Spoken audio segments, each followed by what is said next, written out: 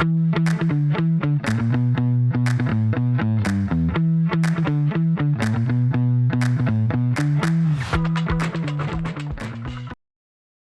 up, Wolfpack? Welcome back to the 5th episode of Keeping Up with the Pack. It's your boy D-Lo, and I'm joined as always by my co-host, Austin Wolf.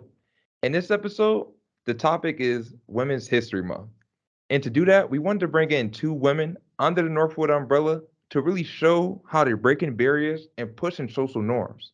To do that, we're bringing in one woman who's actually right on Northwood's campus to talk about the sustainability up here on campus. And then, just so you think it can't get any better, bringing in a woman who's very close in my life and who directed me to get to Northwood University, along with helping me start a scholarship that still runs to this day. We're going to wrap it all up with an interview with this year's executive chair of the NU Fashion Show, along with some footage of how that show went this year. So make sure you stay tuned. Welcome back to Keeping Up with the Pack. I'm here in studio with that special guest I mentioned earlier, someone who holds down the sustainability up here at Northwood with Professor Griman, and has been helping to bring a lot of new innovations that you may not even know about, like the career closet, to campus. So it's without further ado that I welcome Professor Busher. How are you doing today? So well. I just still remember the day you told me about this project at the beginning of this year, and I've been waiting for you to invite me. So I'm finally here. So I'm really excited. Thank you for having me. Thank you. No, it's really just we're really just happy to have you here. And when this episode about Women's History Month came to mind, especially for Keeping Up with the Pack style edition, I definitely thought it was important just to bring you in the studio just to talk about this thing that sustainability has been doing. And in doing my research, I noticed that about 2 years ago in 2020, or even last year, one of your students, Lex Rutledge, she ended up winning the Project 100, and it was to a drive to make NU more green. So I just wanted to know, what does that all entail, and how has that been going so far? Absolutely. The green is the new blue.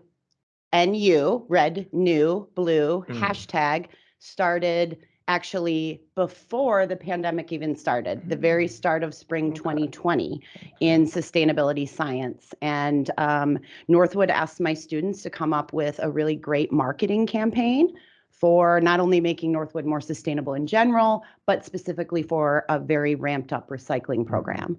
So the students put together these marketing campaigns, representatives from Northwood staff and faculty came and judged it, and they picked a winner. About 2 weeks later, we all remember what happened in March 2020. And so obviously recycling was not the top priority for Northwood at that time. So it went on a little bit of a hiatus. The student who was part of the group, John Perot, has since graduated from DeVos as well as Northwood undergrad, and he's now in his big grown-up job. And now he's printing the materials for this project. So nice. Full circle. Wow. And so green is the new blue is a real umbrella for all sustainability at Northwood. Right. As you mentioned, Lex Rutledge, she is running the recycling project program where she's actually measuring recycling. It's all good to recycle, but what are we saving? Yeah. And so she's working on doing that now. And then we also have the career closet, as you also mentioned, which is a Project 100 project. And that was funded, last spring, 2021. And so now we're in the next phase of it. I'm using it a lot in my classroom. I love experiential learning, which is a huge differentiator for Northwood, in my opinion.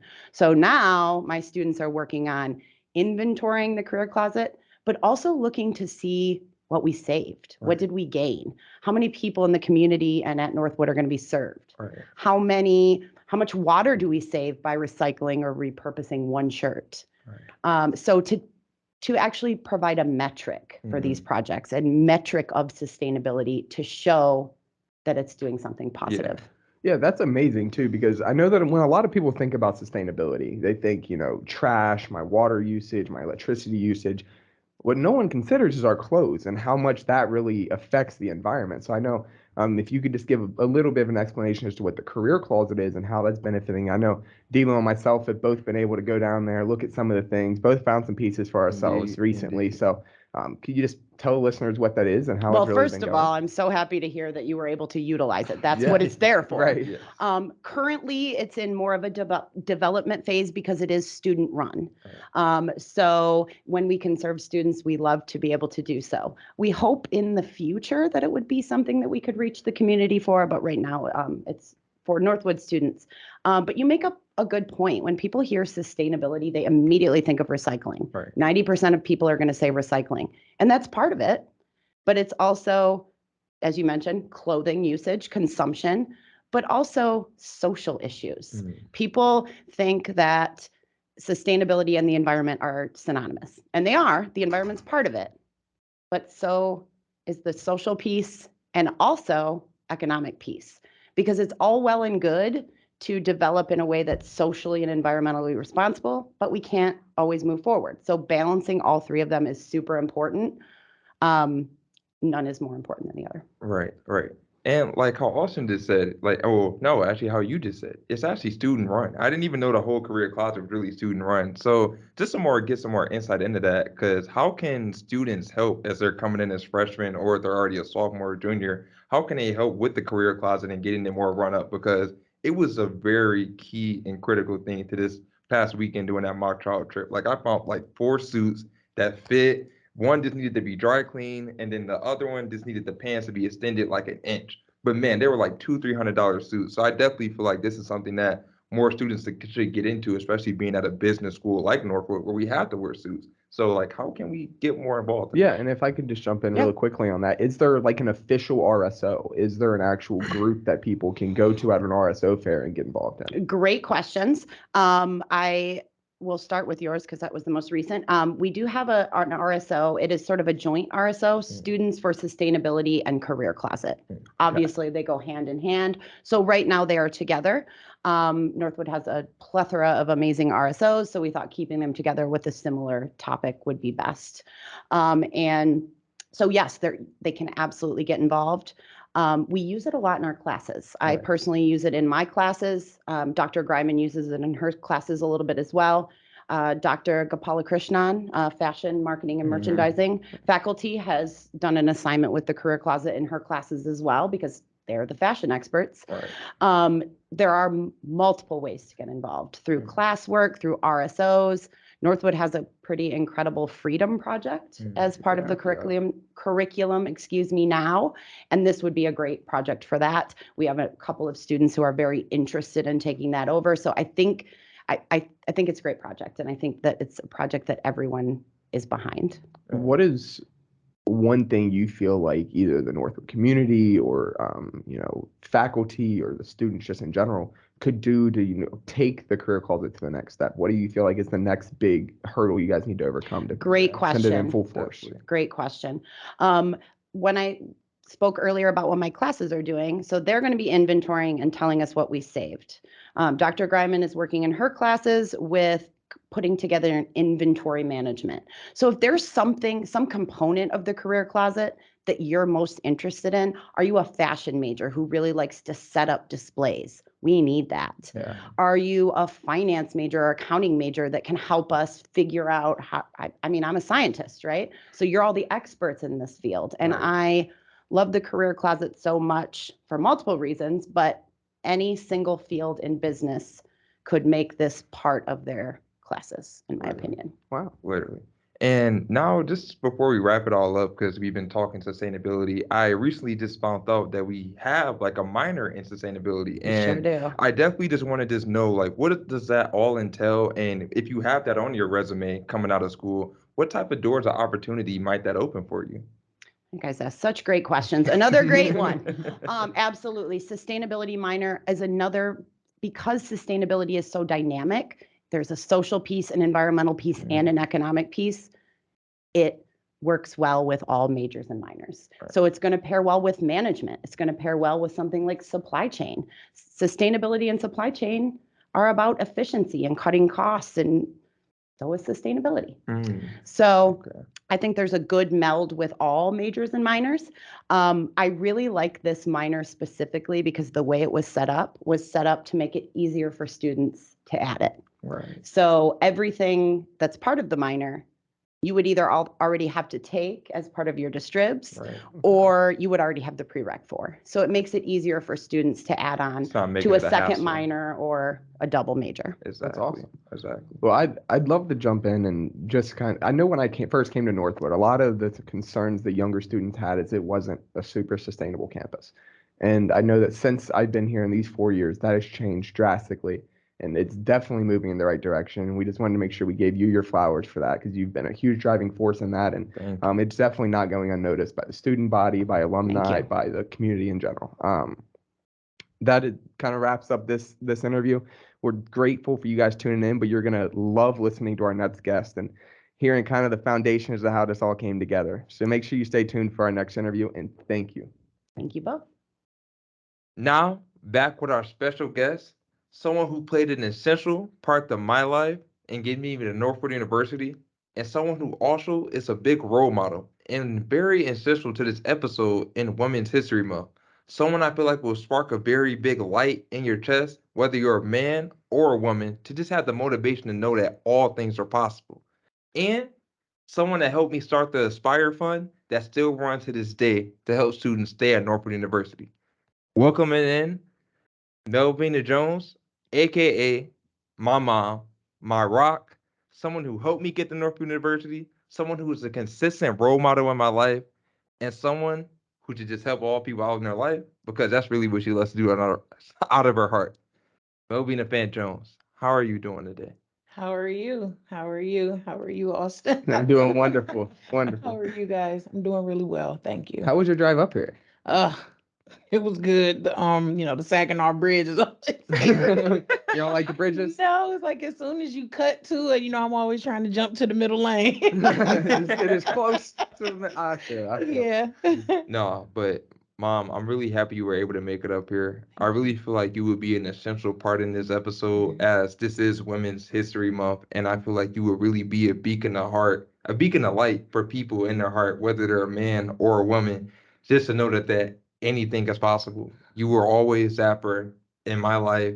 And in doing my research at Northwood University, I noticed Alpha Chi Omega, which is a fraternity, sorority actually here at campus, which is more their awareness, their philanthropy is more directed towards domestic awareness, and just kind of sharing that positivity on campus and knowing that that is something that's very, very prevalent in America and something that should never not have a voice lowered to it. And I feel like bringing you in this month to know how you beat that and then made it to a place like the State Bar of Michigan and a place very high up in your job, something that you can expand on. It's just something that could really motivate anybody in their life.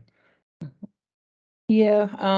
Well, I'm grateful that you guys have a sorority here on campus that speaks to domestic violence. Domestic violence is a huge issue, not only here in Michigan, but just all over the world. And so I'm just definitely grateful that there is a sorority that is bringing awareness to that, because that's the main thing that women don't have, is just basically that awareness. And not even just women, just, men too, like anybody that's going through a domestic violence situation, abuse, they don't have that awareness. And because they don't have that awareness, they think that they're alone. They think that they have to stay in the situation because they don't have that person that's there to help them. And so I'm grateful that you guys have this sorority on campus that is definitely giving awareness to that. I'm grateful for that. No, definitely, definitely. And I just want to more ask, could you more share your story of what you went through? You don't have to go all deep into that, but more what you went through and how that prepared you for the state that you're in life right now and where you're at in life right now. Just some more kind of share on where you've been through. Set the stage a little. Yeah. Okay. Yeah. So unfortunately, my life was plagued by domestic violence. It was plagued by abuse. It was plagued by rape. It was just plagued by a lot of ups and downs. And from that point, I unfortunately ended up homeless. With my son DeLorean, I ended up homeless, living out of my car. And just trying to figure out a way, From that point, I ended up going to Wayne State for my first 3 years of college. And unfortunately, the state of Michigan Works program was implemented, and Michigan Works, Wayne State University is not a Michigan Works approved school. And so from that point, I ended up talking with the social worker at the homeless shelter where me and DeLorean lived at, and she ended up introducing me to the Academy of Court Reporting. I knew I always wanted to go into law. I knew law was very vital, especially with everything that I had went through as far as abuse, domestic violence, and rape. I just really found out at a young age that when you have that connection in the legal field, when you have that connection with certain other people, maybe you don't have to go through certain things that other people don't have to go to. So it's like law was like my hope. It was like my way out. It was like my way of being able to show just get something great going on in my life, that these situations didn't have to win me. They didn't have to win what I was going through, that I can have somebody else to help me out. So I ended up going through the Academy Court Report and graduated from that. um, Going right into law. I started doing all areas of law: bankruptcy, family law, immigration, as well as a criminal. And then from that point, it pivoted me into going through the state bar, going through the certification program to get certified, getting certified. And then from that point, it ended up pivoting me working into immigration for like the last 10 years. And then from immigration, now I work with a wonderful law firm where I'm doing all areas of the law, working with some incredible people. And so I'm extremely grateful to that. Throughout that whole journey, I was just grateful to God, first of all, because he shows me that what's impossible with men is definitely always possible with him. And then if I seek ye first him and his kingdom and his righteousness, all these other things will be added. So I don't have to worry about and things like that. So I'm definitely grateful for all of those things. So my career is this, I've been in the legal field for 17 years. Right now I'm working as a senior business executive associate. I'm, training people. I got people under me that I'm taking care of. I'm chairperson with the State Bar of Michigan for the last 3 years, and now I'm on the board with the State Bar for the last 8 years. Just constantly just trying to be a vital person to people trying to go into the legal field, to get certified, to know what their niches is, and then just to help them be successful in that.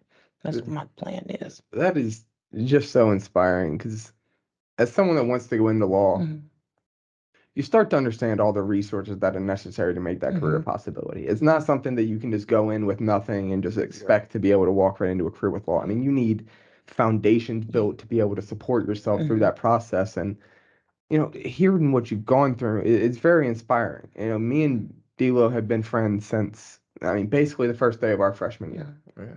And I've never fully understood, why we clicked so well, but hearing how he came up and how the situation was at home, I think it makes a lot of sense, because I don't want to get into my mother's situation. She haven't given me permission to really go into all that. I don't want to spread her story like that, but I come from a relatively similar situation, and seeing my mom fight through so many things that she did and continue to push for her kids and for her life and for what she wanted life to be, not what it was at the time, is super inspiring to be able to hear that that's happening here. But I think where it really deserves some flowers is what it creates in your kids, and what it really shows your kids about how to fight and how to get what they want out of life. And I see that in D'Lo every single day.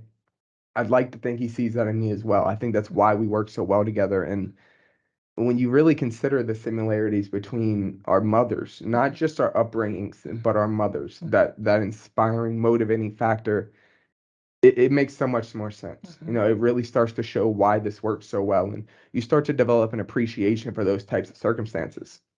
You see it out of other people, and you know that, you just have that little bit of something. You have that something in you that nothing's going to come between you and your goal. And that's not something that gets instilled in everyone. And I'm sure as a parent, you wanted to provide more for your kids through those early years. But there's a little part that, at least for myself and probably for D'Lo as well, grateful for it. I'm grateful that we had to go through that fight. I'm grateful we had to go through those trials and tribulations so that we could really be grateful in the situation we're in now, so we can excel and push through it and realize what we have isn't given. And you deserve so much credit for that. Thank and you. for instilling what he has in him. Man, I've seen this kid countless times. We're hitting Patrick Henry in the morning at a round at the national championship. D'Lo's out of bed as soon as the alarm rings up. He's chirping, he's getting in the shower, he's getting ready, he's rehearsing lines, and he wants to be the best. And I think that's just both something that has inspired. Thank Our you. mothers have inspired a lot. Thank you. Oh Yeah. yeah, our mothers, your mother, me, and even other mothers and stuff that I know, it's just a resiliency that's locked in with us. It's a resiliency to let us know that we don't want our kids to go through what we've went through. If I could be honest with you, because of what we went through with the trials and tribulations, it's been so many times where I've always chose the job, unfortunately, over my kids, because it was always just a thing that was just buried in me that I never wanted to repeat repeat that again. And I never wanted to, to have that happen again, as far as with being homeless, as far as with being the abuse, or as far as with just going down that path, because, I didn't see somebody around me who was my encouragement, who was my role model, who was my this, my that, somebody that could actually relate to me. So then, God was constantly working in me, just working within myself and just knowing, sometimes you got to be that impact for yourself. When it's not around you, you got to step in and be there for yourself. And that's what I was trying to be. And so unfortunately, I dropped the ball a lot of times with my kids because it was always about the job. It was always about, being great and being this and being that. But then, certain things started happening in life, and life just got the unfortunately life. And it made me understand and know that I got to give myself some grace. Like one of the attorneys said, at my law firm, you got to give yourself grace. And then I have to also start locking in with my kids and locking in with my family, because at the end of the day, that's what's important, And so that's the thing about this women empowerment. And I'm grateful for the stuff you said about me and my son, because when you go through this test and trials, it locks in the empowerment of knowing, that you are resilient, but it locks in the power of empathy. It locks in the power of you knowing, like, I want to be this person for somebody else. I want to be this encouragement for somebody else. So, yeah. Absolutely. Yeah. And I think I speak for both of us when I say this, that watching our mothers go through things that they didn't have that support through, Yeah. go through things that are so much harder than me and Delia are ever going to face in our lives, and do it without support makes anything we face, knowing that we have the support of our moms in that situation, the biggest support system you could possibly have, it just makes them seem so minute. Yeah. Like there's nothing I can't take home with my mom by my side. And that definitely inspires a lot of our success for both of us. So yeah, that's a huge factor, most definitely. Definitely. And I just wow, that was a lot to take on. But I just want to say, like, I mean, as Austin is seeing now, I just thought it was very critical, just to bring you in, just because I just feel like you're a beacon of hope and light just for anybody, whether they're a man or a woman. And when you can relate to it when you also are, I mean, young men, as me and Austin are, and we have those moms who are very impactful in our lives. And I just wanted to ask you a question on, as you're going into a place like law, what are one of the things, that kept you grounded and that kept you always motivated to keep going, as you're probably dealing with employers and people who are thinking you're not really worth the time, really worth their promotion? What are one of the things that kept you going and kept you saying, no, I am worth this job and I am going to get promoted? The thing that kept me really going the most is just wanting to be impactful for myself, want to be impactful for myself, want to be impactful for my kids and my community. And unfortunately, when you're trying to be impactful, you're going to go up against hard times. You're going to go up against people who don't think you are really worth that. And unfortunately, that's what women have had to go through in this legal field. You go through not really getting the recognition. You go through not really getting like the raises and the promotions and stuff that you think you do, that you think you deserve. But I'm here to definitely tell anybody listening to this that you be the change that you need to be for yourself. You speak up for yourself. You bring your experience, you bring everything you have to the table yourself. And basically, like Michelle Obama said, for sometimes for women, especially women of color, we're so excited to be at the table that we don't shake the table up. It's time to shake the table up. It's time to shake up the things of what the norm is created and what society think is supposed to be the norm.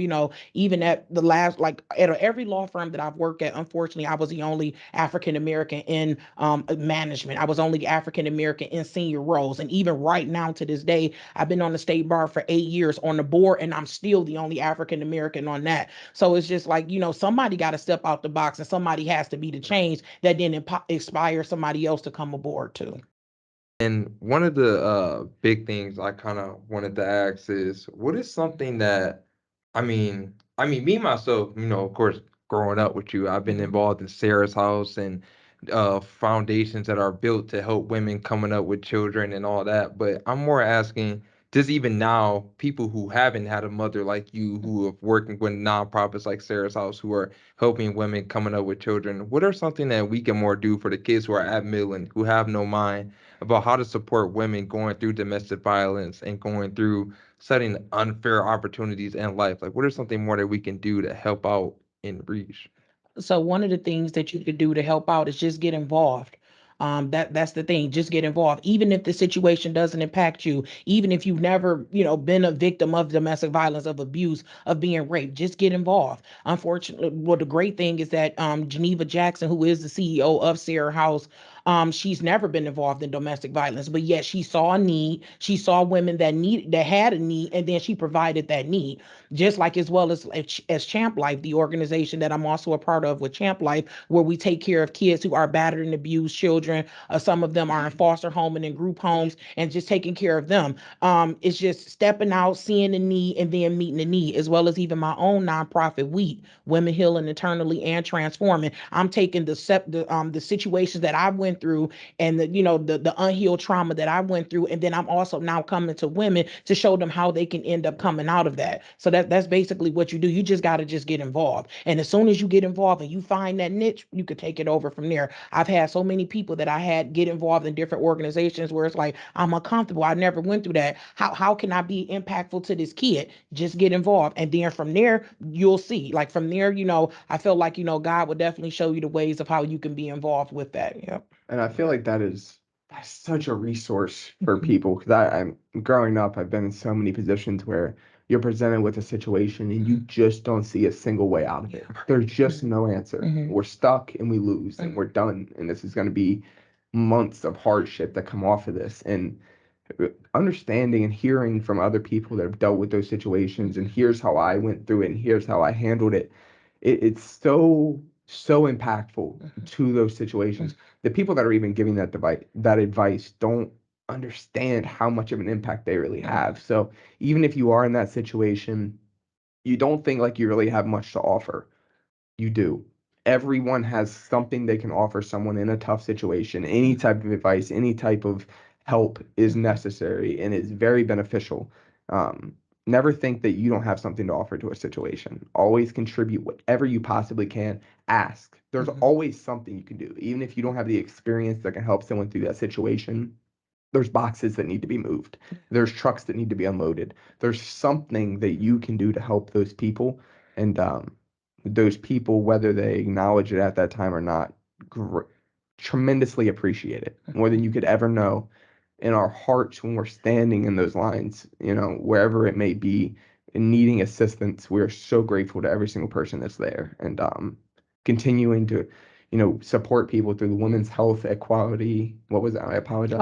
Women Healing Internally and Transforming. Yeah, a wonderful organization that's just continuously showing people that there is hope and that you can push through, and just so grateful to organizations like that. Yeah. We can't speak enough about it. Yeah. And before I do sign off, I do think it's kind of important that when Austin was going through his last soliloquy, I just think it's important that when you're growing up throughout life, you think you have these road marks, and you think that when you hit a certain age, you're too old to do something, that you think you can't do it anymore. And I'm not saying that especially for women, but I just feel like for women, they think they hit their roadblock faster than men. And recently, as you, me being your son, you just recently hit 40. You started a nonprofit at 40. And before you sign off, I was just wondering if you could just expand on that nonprofit that you started at 40, and just kind of more, just give an insight into what people can, those females especially, if they feel like they need more outreach to that spot where they could get that motivation, what you started and where they could reach you at.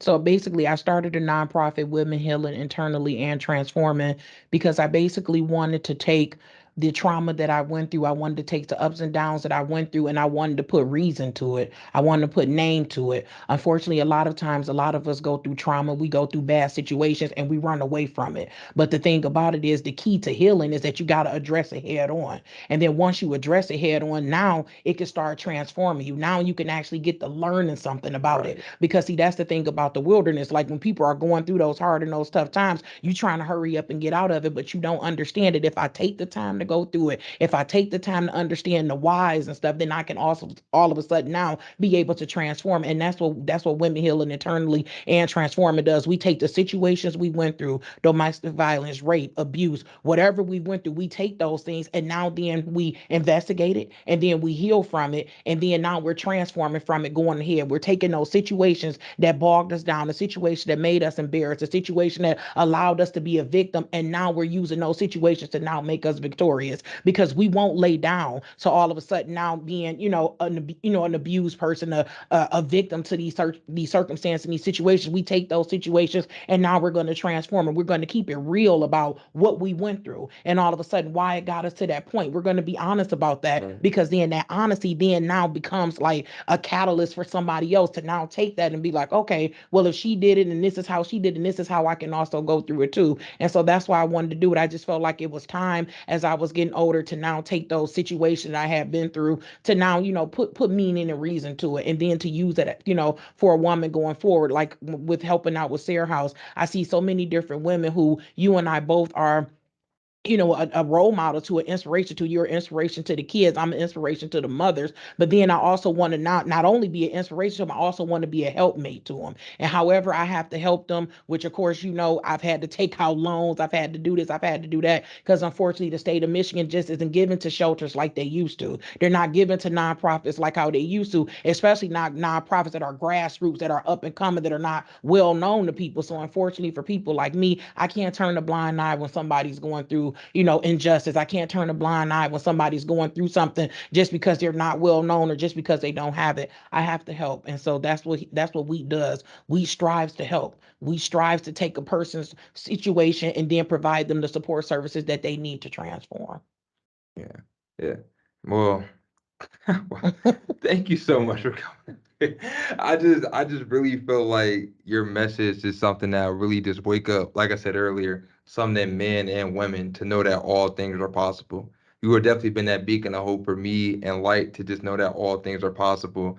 And I'm just really grateful for you for coming on. So Austin, you can kick it to our next segment. That was all I had. That was all. Just one last thank you to Miss Jones. I mean, that message, even if it only helps one person, it's going to change a life. And to think that keeping up with the pack, an idea Devo came up with over a year ago, is able to change a life, is humbling. So thank you all for listening. Thanks, Miss Jones, for coming in. And coming up, we have an interview with the director of this year's fashion show. Some great flicks of how that went, also led by a woman. So yes, please stay tuned. Watch that coming up, and I think you're gonna like what you see. That was a tough one to wrap. Wow, man, I was trying to hold it. Hello, Annaleisa. Hi, Austin. Hi. Nice to meet you. Nice to meet you. Oh, I'm you gotta totally understand. I mean, Seeing what y'all are putting on, I can understand. I know, like I've been here for 4 years, and I still have yet to really come to a fashion show in person. It's beautiful. It's a lot. It is a lot. So I can definitely understand kind of the nerves. Sorry for disrupting. We're really here. We are really at the fashion show. Y'all are in for a treat, I'm telling you. This year's executive chair of the NUFS, the Northwood University Fashion Show. We got a few questions for you. We want to know about this year's show. So for anyone that's listening that might not know what the fashion show is, can you just give us a quick run over what that looks like? So the Fashion Showcase is a completely student-run event. We start a year in advance and plan, promote, fund this entire runway show. And it's a really cool experience. We have NU students as the models, and it's all student-run. We have 30 students on the board who's turned our gym into a whole runway. Yeah, I mean, what they're going to see if they come to the show tonight is fantastic. We're going to have some highlights for you guys later, but we'd like to get a little more of what your role is in the show. This episode, we're really trying to talk about the empowerment of women, and you're in a huge role here, so you can tell us a little bit about that? Yeah, so my job as the chairwoman is to direct the 5 different departments that are running the show, and I just kind of plan the vision of it and make sure that all of my students who are in it are being inspired and really learning and growing as professionals, and just making sure that everyone can develop in their careers and use these experiences for their future endeavors. Yeah, for sure. And as much as you want to shout out other people, like you're doing a lot too, and it's doing a lot for you as well. I have one last question for you. People are going to be coming to the show tonight. I don't know if you can tell on camera. There's probably 200 seats at least in here. 500. 500. I mean, there's tons of seats in here. There will be tons of people here tonight. What do you think people are going to say about this show when they leave the show tonight? I honestly think they're going to think it's a creative setup and just an outstanding production that were created by 30 students. Yeah, I think it's going to be the exact same, based on what we're looking at here. So we'll show you the highlights next, and you're not going to want to miss it. Thanks for tuning in.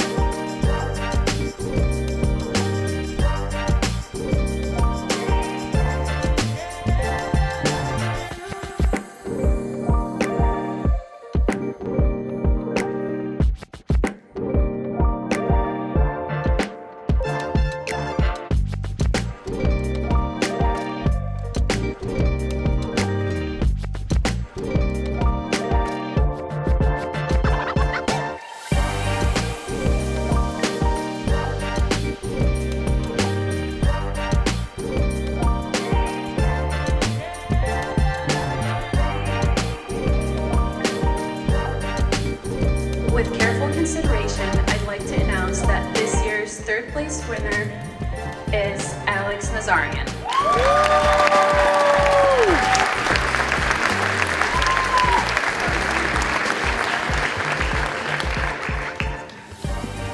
Our second place winner is Eddie Pax.